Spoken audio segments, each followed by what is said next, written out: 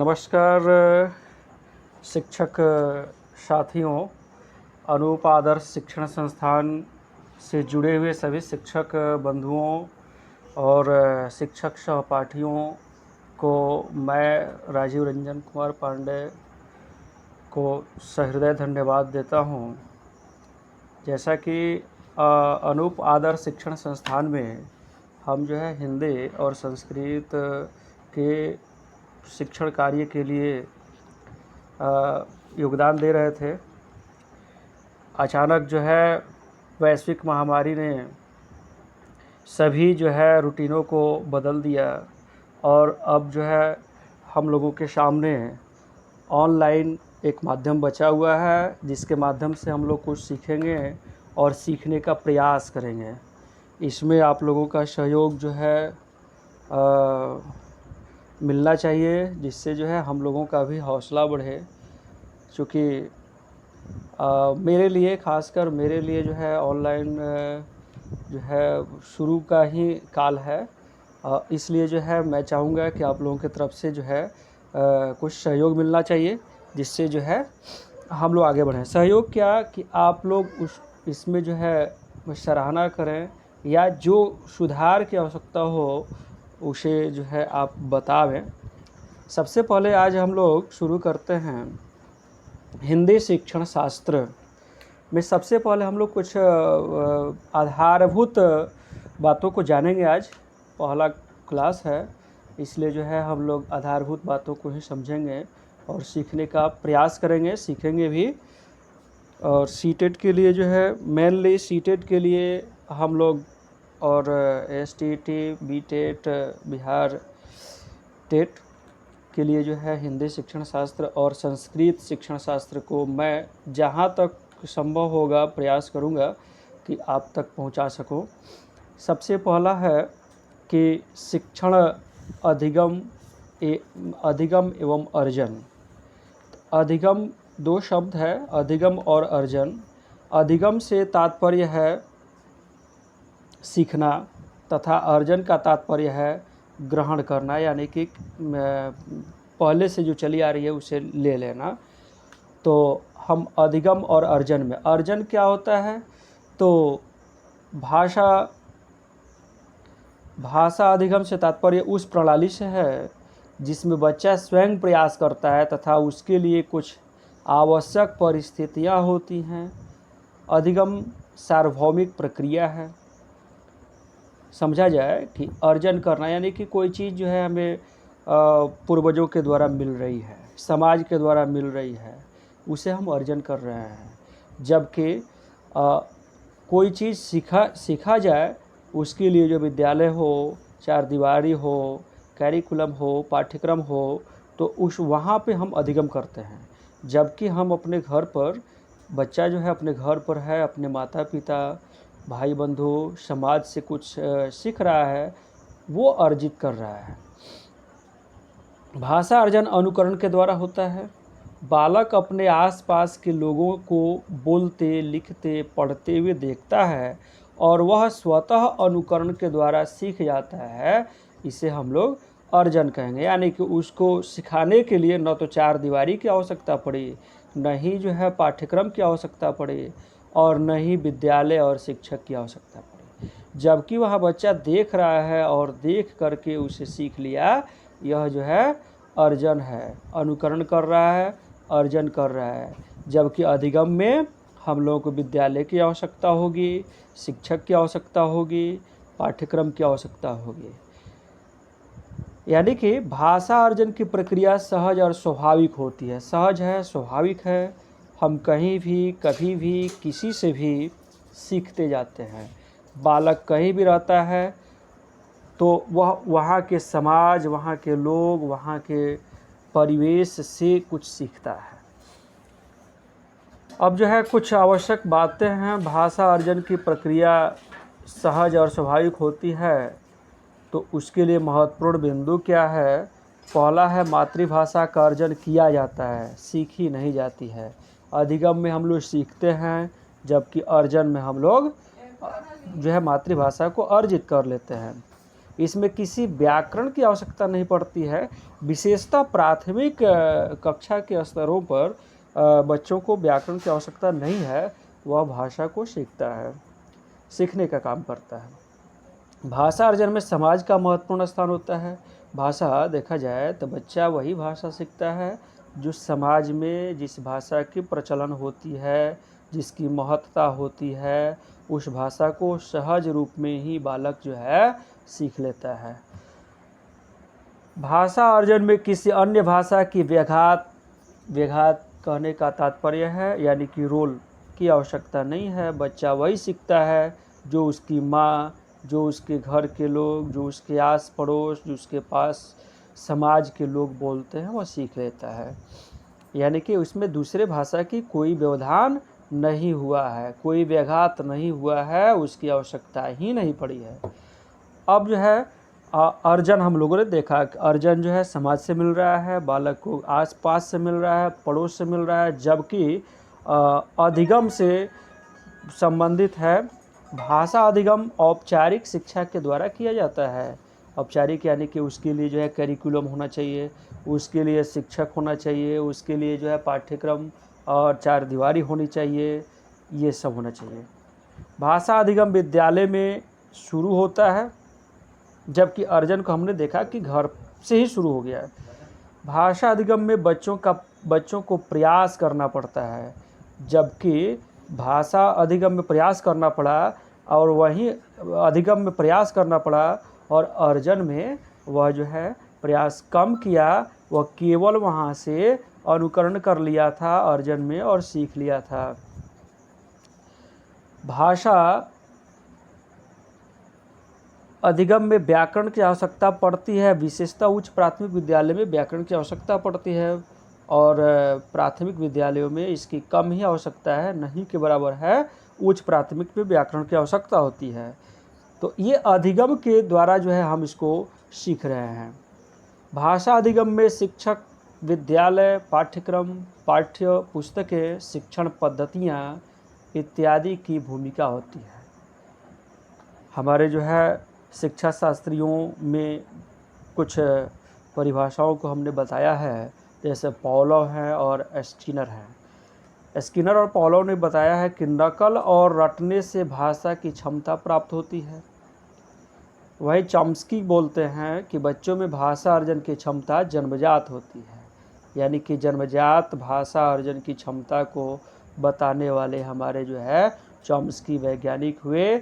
और वाइगोस्की का कहना है कि बच्चे की भाषा समाज के साथ संपर्क का ही प्रतिफल होता है, यानी कि समाज में जैसा भाषा है वैसा बच्चों का भाषा होता है। बच्चा वैसा ही सीखता है जैसा समाज में भाषा होता है। समाज के लोग जैसा बोलते हैं वैसा बच्चा सीख जाता है। मान लिया जाए कि हम लोग जो है हिंदी भाषा क्षेत्र के अंतर्गत भोजपुरी भाषा बोलने वालों में से हैं, यानी कि हमारे समाज का बच्चा जो है बहुत बढ़िया से भोजपुरी समझ जाएगा, हिंदी समझ जाएगा। जैसे एक बंगाली परिवार में बंगाल में रहने वाला बच्चा जो है आसानी से सहजतापूर्वक बंगला भाषा को अर्जित कर लेता है। पियाजे का कहना है कि भाषा अन्य संज्ञानात्मक तंत्रों की भांति परिवेश के साथ अंतःक्रिया के माध्यम से ही विकसित होती है। ये हमारे वैज्ञानिकों का कथन था। अब जो है कुछ स्मरणीय बिंदु है जिसको हम लोग जान लें, फिर अगले टॉपिक के ओर बढ़ेंगे। उसके पहले जो है स्मरणीय बिंदु है, जैसे कि बच्चा जब स्कूल आता है तो उसके पहले वह अपनी मातृभाषा का प्रयोग करना जान गया होता है। उसके लिए अपनी मातृभाषा का प्रयोग करना, मातृभाषा में कुछ शब्दों को सुनना, उसको समझना, उसके पास बखूबी जो है ये उसका एक संपत्ति होता है। भाषा जो है उसके पास संपत्ति के रूप में वो ले करके विद्यालय आता है। मानक भाषा या द्वितीय भाषा सीखने में मातृभाषा का व्याघात होता है। कहने का मतलब है कि मानक भाषा है या द्वितीय भाषा को हम लोग सीख रहे हैं तो उसमें हमारी मातृभाषा का व्याघात है, यानी कि रोल है। जैसे मान लिया जाए कि कि हम जो है हिंदी भाषी हैं। तो हमारे यहाँ का बच्चा जो है हिंदी में बातें करना, हिंदी को समझना, हिंदी के विषय में जानकारी रखना उसको आता है। जैसे ही हम उसे जो है दूसरी भाषा, मान लिया जाए अंग्रेजी है या संस्कृत है, तो अब हम उसको बताते हैं अंग्रेजी और संस्कृत, तो उसके लिए क्या करना पड़ता है, तो सबसे पहले हम हिंदी से उसको जो है एकीकृत करते हैं, कोरिलेट करते हैं, उसके साथ समन्वय स्थापित करते हैं कि यह शब्द है हिंदी में ये है और संस्कृत में यह है, अंग्रेजी में इसको ऐसे बोला जाता है। जैसे मान लिया जाए कि हम लोग जो है माँ बोलते हैं, उसी को अगर माँ समझता है कि माँ कहने का मतलब क्या हुआ, तो माँ है, तो वो मदर बोला जाएगा, तो वो अपनी भाषा से ही वो सीख करके जानेगा कि माँ मीन्स मदर होता है, और माँ मीन्स माता कहा गया, यानी कि संस्कृत में माता कह रहे हैं, यानी कि माँ समझा है तभी जो है वो माता कह पाएगा, अथवा उसको नहीं समझ में आएगा। इसलिए जो है हमें दूसरी भाषा को सीखने के लिए हमारी मातृभाषा का रोल होता है, व्याघात होता है।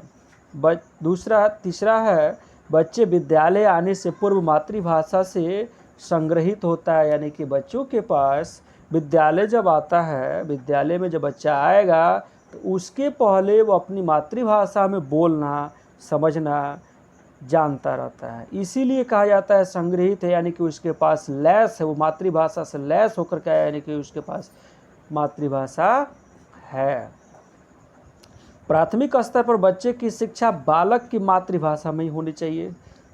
प्राथमिक स्तर का जो बच्चा है, जैसे मान लीजिए कि हमारे हिंदी भाषी छात्र हैं, बच्चे हैं, तो उसे जो है बहुत अच्छे से समझने के लिए तो उसका मातृभाषा में होना चाहिए, उसका शिक्षा उसको मातृभाषा मिलना चाहिए, जिससे कि वह बहुत बढ़िया से समझ सकता है।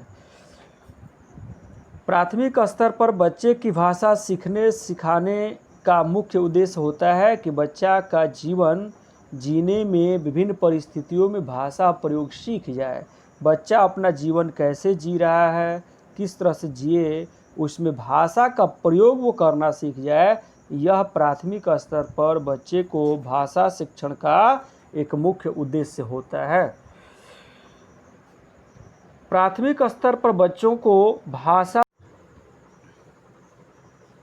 पिछले वीडियो में थोड़ा सा बच गया। अभी जो है हम लोग बात कर रहे थे, उसमें 2-4 लाइन ही बचा हुआ है, फिर उसके बाद से जो है अगली कड़ी में हम लोग जो है आगे बातें करेंगे। तो प्राथमिक स्तर पर बच्चे की भाषा सीखने सिखाने का मुख्य उद्देश्य होता है बच्चा जीवन जीने में विभिन्न परिस्थितियों में भाषा प्रयोग सीख जाए। और उसके बाद से है प्राथमिक स्तर पर बच्चों का भाषा प्रयोग अधिक से अधिक अवसर देना चाहिए। भाषा अगर बच्चा कक्ष में बोल रहा है तो उसे बोलने देना चाहिए, जो पूछ रहा है जिस भाषा में बोल रहा है उसे बोलने का अवसर देना चाहिए, क्योंकि वह उस भाषा में ज़्यादा समझ सकता है, ज़्यादा सीख सकता है। इसलिए बच्चे के भाषा को हमें सम्मान देना चाहिए, उसे बोलने को अवसर देना चाहिए, उसे न तो डांटना चाहिए और न ही उसे चुपचाप रहने के लिए कहना चाहिए, क्योंकि उसे जो है प्रोत्साहित करना चाहिए और उस बच्चे को उसके भाषा को प्रकट करने का अवसर देना चाहिए। कक्षा में भाषा विविधता संसाधन के रूप में कार्य करती है, यानी कि भाषा विविधता जो है, विविध प्रकार के बच्चे आते हैं,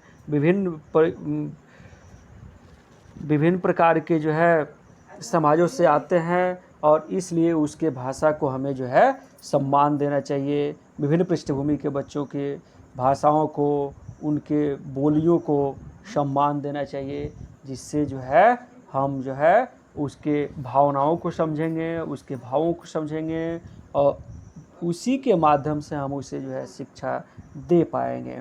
कक्ष में बच्चे की मातृभाषा को सदैव सम्मान देनी चाहिए। यह हमें जो है ज्ञान होना चाहिए, हमें जानकारी होनी चाहिए कि बच्चा जब आता है तो उसकी मातृभाषा जो भी हो उसे उसकी मातृभाषा को हमें सम्मान देने चाहिए, उसकी अवहेलना नहीं करनी चाहिए। धन्यवाद। अगली कड़ी में हम लोग मिलेंगे फिर जो है हिंदी शिक्षण शास्त्र अथवा संस्कृत के लिए जो भी जैसे जैसे भी समय मिल पा रहा है वैसे वैसे आप लोगों को सहयोग करने का जो है व्यवस्था किया जाएगा। और इसके साथ ही अनूप आदर्श शिक्षण संस्थान से जुड़े हुए शिक्षक मित्रों बंधुओं से आग्रह है कि अभी जो है जो स्थिति चल रही है वैश्विक महामारी की, इसमें जो है हम इस समय को अपने सदुपयोग में लावें।